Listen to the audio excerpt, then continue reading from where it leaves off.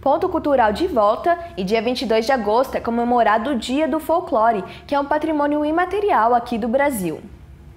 A entrevista de hoje foi um bate-papo muito interessante com a professora e pesquisadora Sona Maria, que nos contou a definição dessa cultura popular, os vestígios dela aqui na região e a importância desse patrimônio em nossas vidas. Dá uma olhada.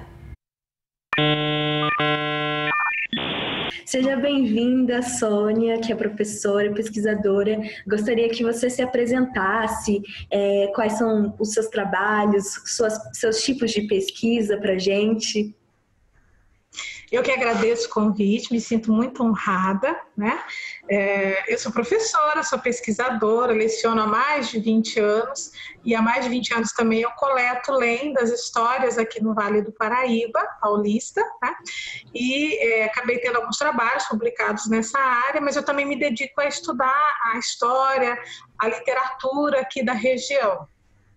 Muito legal. Sônia, o tema da nossa conversa de hoje é folclore na região, né? Dia 22 de agosto é o Dia do Folclore, é comemorado aqui no Brasil. E aí eu já quero começar com você. O que é o folclore? Quais são os tipos de manifestações dentro dessa definição do folclore? O folclore já teve uma definição bem mais concisa, né? Mais fechada. Então, eu lembro que na época que eu estudava no ensino fundamental, ensino médio, que tinha até outros nomes, né? Uhum. A gente aprendia que o folclore era o registro, né? A salvaguarda das tradições mais antigas, aquelas manifestações que não mudavam, que permaneciam sempre da mesma forma, feita numa determinada região, né? Então era o saber do povo, o saber que pertencia ao povo. Hoje, esse conceito ele é bem mais amplo, bem mais aberto, até alguns autores trabalham mais com manifestações culturais populares tradicionais. Então é um leque, né, bem mais amplo de possibilidades, mas sempre remetendo às nossas tradições, os nossos costumes que vão se perpetuando de geração após geração. Exatamente sobre essa questão de definição, quando a gente foi pesquisar um pouquinho sobre a pauta, sobre a questão da origem, né, do folclore, tem também toda essa questão teórica que veio de fora. E aí eu acho que talvez exista um pouquinho de não saber, de não entender mesmo qual que é a diferença, né, dessa questão teórica do que é o folclore para essa questão popular, né, que a gente vê que faz referência às mitologias do Saci, da Iara. Qual que é a diferença que existe entre essa questão teórica e talvez essa questão mais popular que é mais empírica, né, que a gente tem no nosso dia a dia? Olha, é até interessante isso, né? Às vezes eu tenho umas quedas de braço com um folclorista ou outro, eu nem me defino como folclorista exatamente por isso, né? Eu sou uma pesquisadora de um desses campos. Porque, na verdade, o saber popular, a gente já está dizendo, né? Ele pertence ao povo. Todos nós, né, pertencemos, somos o povo. Então, são as manifestações culturais em torno desse povo. O que a gente tem que entender é que, num determinado momento, quando se volta para essa área do conhecimento, né? E eu tenho formação de historiadora também, e a gente tem algumas discussões nesse sentido, porque até um certo tempo, história era aquilo que era fato, documento registrado, papel. O papel aceita tudo, né?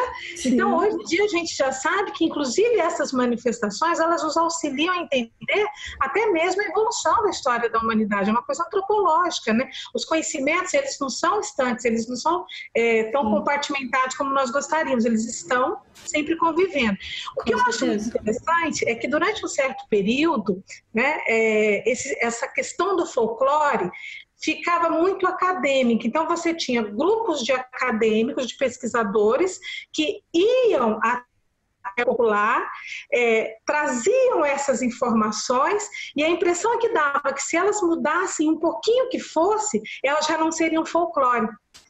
E, na verdade, não é assim que funciona. Então, hoje você tem muitos estudiosos que compreendem que o folclore, ele não precisa, né, uma manifestação folclórica, ela não precisa de resgate, ela não precisa estar o tempo todo da mesma forma, ela sofre modificação, o ser humano muda, a humanidade vai mudando, até o jeito de fazer as manifestações muda. Então, aquilo que permanece é folclore, né? Não necessariamente só aquilo que você registrou, guardou, falou, olha, essa dança, ela só pode ser dançada desse jeito, com essa roupa, dessa forma, não pode mudar, aí é folclore. Não, hoje você já tem um olhar bem mais amplo sobre isso, né? Porque pertence ao popular, é do povo, e o povo muda. Como ele muda, as suas manifestações também vão mudando. Eu creio que aquilo que permanece nessas transformações com o passar do tempo é o que a gente pode chamar de folclórico, né? Nossa, mesmo com as mudanças em torno, tem algo ali que permanece, como a tradição oral, né? A contação de histórias, por exemplo. Então, é do povo, pertence ao povo, mas o povo muda. Não é algo que você vai pegar, até o conceito de museu mudou, né? E já não se trata museu só como um lugar onde guardam coisas antigas. Não, tem vida, tem movimento, tem a mudança de interpretação até mesmo desses valores e dessas manifestações. E como é interessante, né, justamente esse desafio dessas adaptações que a gente vê hoje em dia, né? Então, como que a gente passa o folclore para uma nova geração, né, de crianças? Então, é muito legal. E justamente sobre esses vestígios, eu gostaria que você falasse, diante de todas as suas pesquisas, das suas escritas, quais são as maiores caracterizações ou histórias que você vê aqui no Vale do Paraíba sobre o folclore? Olha, o Vale do Paraíba é um celeiro, né? Que legal. E assim, eu não sou nascida no Vale do Paraíba, mas uma vez o Ocílio Ferraz, um pesquisador, infelizmente já falecido, da nossa culinária, do tropeirismo, ele falou assim, olha, Sônia, sua alma é Vale Paraibana. Eu falei para ele, então, minha segunda certidão de nascimento, né? Foi ele que me deu, porque eu vim para cá com 1 ano de idade, mas eu venho de uma região, Minas Gerais, que é muito parecida, né? Nessa tradição oral, com a nossa região, que nós temos excelentes contadores de história lá. E aqui também, né?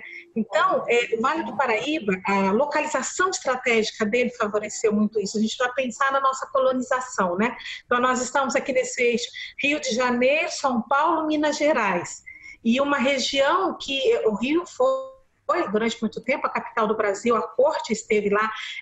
Essa região de São Paulo foi uma produtora de café muito grande, né, da época da escravidão, infelizmente, destruição de muitas tribos indígenas, da mudança, né, da paisagem. Então, o encontro entre os colonos descendentes desses europeus, né, que vieram para cá inicialmente, os escravos e os indígenas, além da história em si, também rendeu as histórias.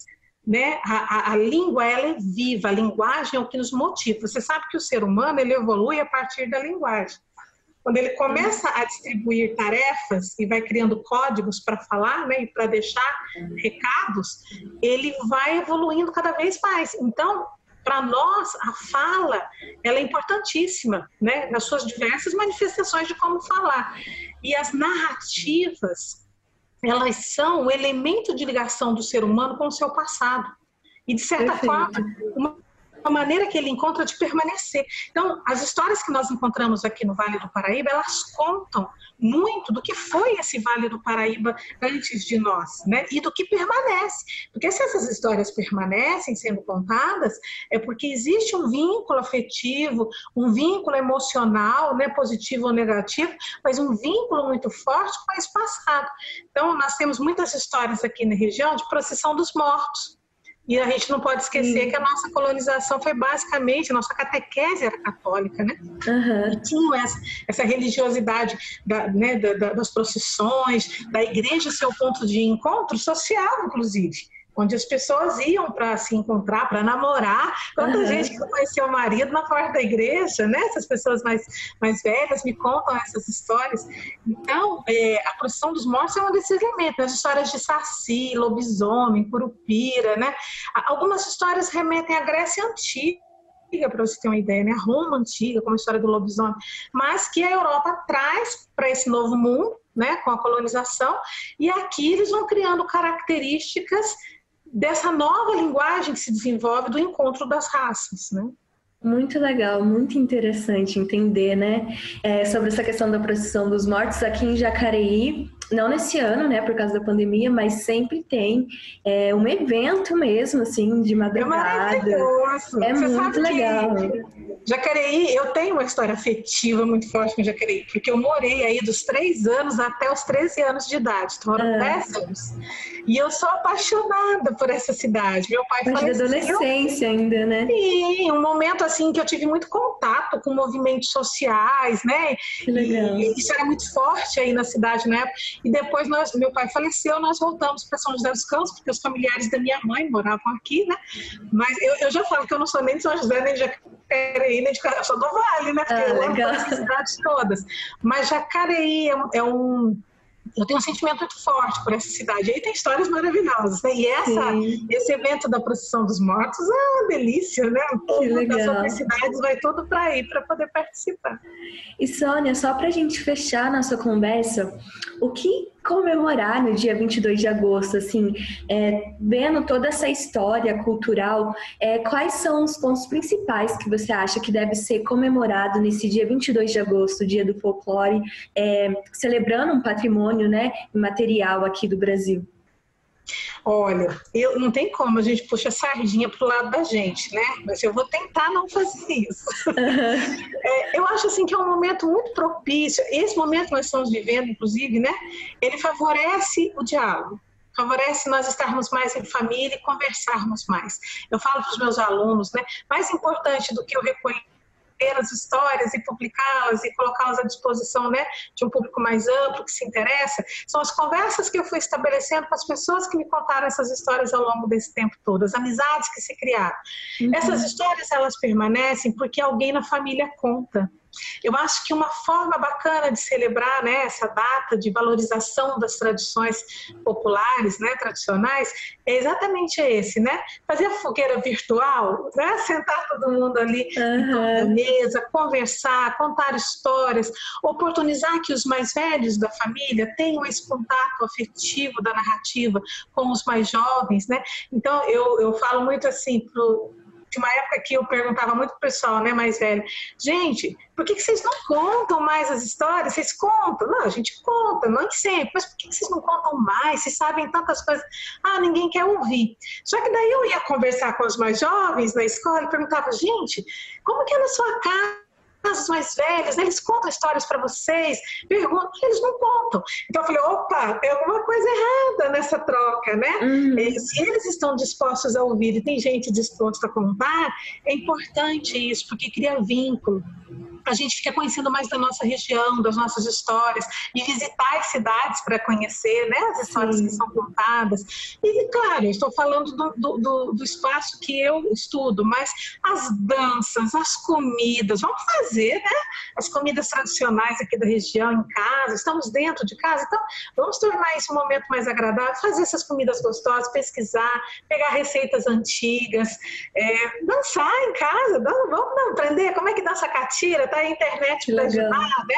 Aprender essas danças, mas fazer com que esse patrimônio popular, essa coisa que vem do povo e que até os ditos eruditos já estão se entregando, se rendendo, trazendo, né, para os seus espaços de estudo, toda essa cultura, fazer com que isso seja realmente vivo. Não é só para a gente ler, nem só para a gente ir no museu ver, é para isso também, mas é mais para vivência mesmo dentro de casa. Isso é comemorar o folclore, né? Olha, aqui em casa eu vou fazer bolinho caipira, dessa vez vou fazer de farinha branca. Ah, legal. E vamos contar umas histórias, conversar, ligar para os tios mais velhos, né? Para os avós, perguntar o que eles querem contar. Eu acho que é a forma mais bacana dos populares comemorarem o que é seu. Muito legal, Sônia, nossa conversa muito gostosa. Agora, só para fechar, se você tem algum projeto, tem algum livro que você queira indicar, divulgar do seu trabalho, para que as pessoas...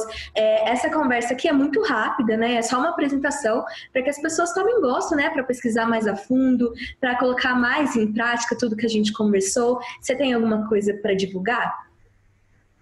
Então, eu tenho os livros, sim, mas a maneira mais fácil é ou entrar nas minhas páginas, né, nas redes sociais, é Sônia Gabriel, então já vai achar, acho que não tem muitas por aí, não. E eu tenho um blog muito antigo já, que é o misteriosdovale.blogspot, que lá tem as histórias, tem as andanças, tem as pessoas que já me contaram histórias. Quem quiser continuar contando, pode contar, que eu estou sempre aqui para escutar.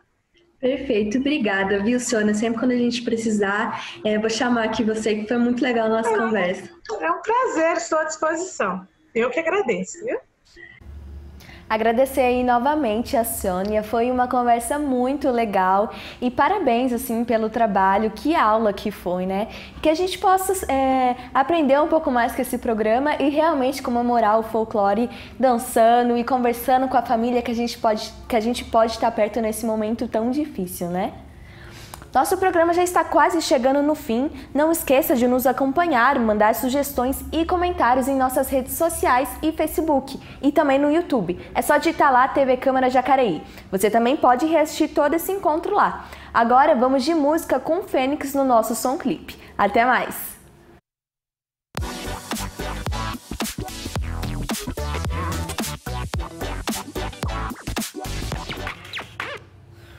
Olá, começa agora o nosso som clipe, o Drops musical da TV Câmara Jacareí.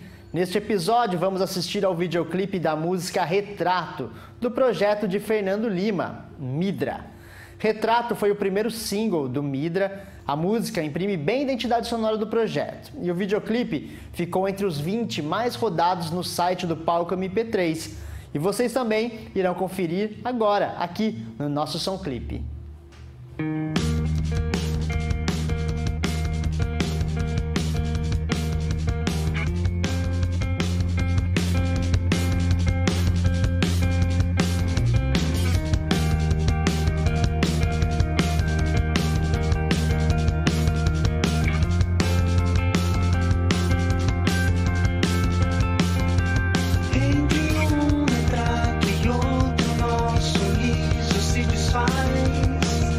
Nosso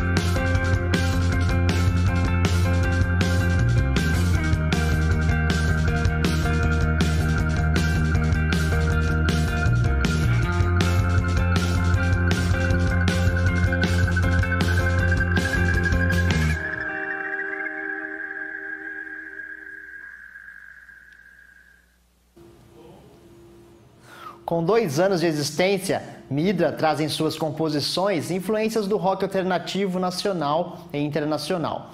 Com um EP lançado e quase mais um pronto, o projeto ainda promete para os próximos anos. E se você tem um projeto musical também, nos envie seu videoclipe, que ele poderá entrar na grade da TV Câmara Jacareí. Até a próxima! Tchau!